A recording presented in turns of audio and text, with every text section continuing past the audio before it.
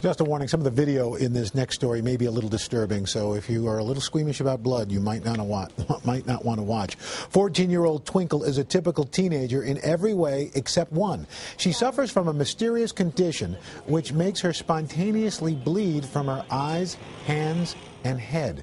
Her story is being told in a new special that will air this weekend on the National Geographic Channel. Dr. George Buchanan is a pediatrician at the University of Texas, Southwestern, and Children's Medical Center in Dallas. He's met Twinkle. So, Dr. Buchanan, good to see you. Thank you. So, this is a very unusual story. A young girl, you have 30 years of experience. You've treated kids for anemias and blood disorders. Have you ever seen anything like this? Nothing like this before. This was really a first for me. Now, what's the simplest, easiest way to describe Twinkle's condition? Well, she's basically a healthy young lady, other than for the past 2 or 3 years she's had episodes of bleeding seemingly from her eyes and her scalp and hands and feet that just come on a couple times a week. No one really understands why. Where's the bleeding, where's the blood coming from? Well, that's a very good question. When one looks at her, there's no obvious cuts or scrapes or scratches or wounds.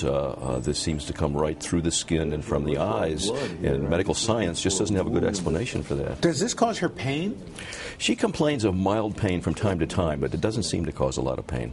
Now, and how was this condition discovered? How old was she when this started? She was about 11 to 11 and a half when it began. Now, we see her, you here examining her, and we should note you weren't there when the bleeding actually started.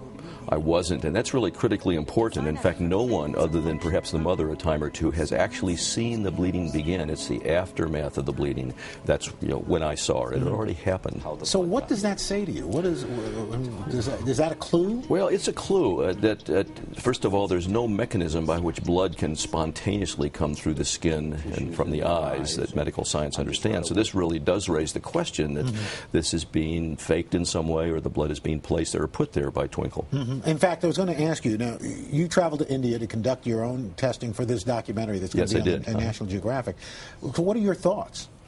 Well, when I heard her story, even before I left, it sounded very suspicious to me in that I had not seen bleeding conditions like this before. I've seen many, many children with bleeding conditions, and the doctors in India suspected that as well. The family weren't willing to accept that diagnosis, however. Now, so the obvious question, is this a hoax, do you think? Well, it could well be. Whether a definition of a hoax, I guess. But yes, I think this is something that's been purposely brought on. That is the most likely diagnosis. There's a term called Munchausen syndrome, which is used broadly to define a situation where a person, a patient, brings on illness, induces injury to themselves for a variety of reasons. But at this point, after examining her, you can't tell how. I can't tell how. I don't know where the blood comes from. We did an extensive evaluation, which is shown in the documentary, to try to determine. It seems to be her blood, but where it's coming from is unclear. Do you think her mother's involved in this at all? I think it's possible.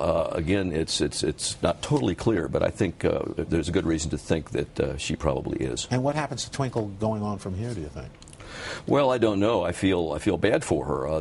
This really has affected her life in a major way, and it would be nice to have a definitive diagnosis to be able to offer her treatment. But I really think it's a psychiatric problem, really more than a blood problem. All right, Dr. George Buchanan, thanks so much.